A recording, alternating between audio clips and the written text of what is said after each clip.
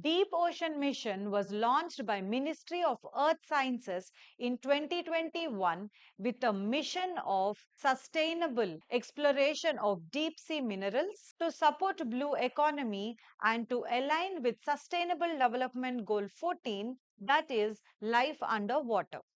A budget of 4,077 crores is allocated to this project for a period of 5 years.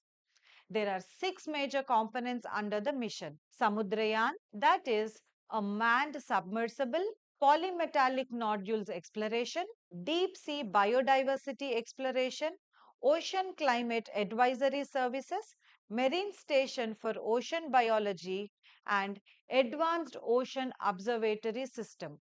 This program is implemented by National Institute of Ocean Technology based from Chennai. Thank you. Jai Hind.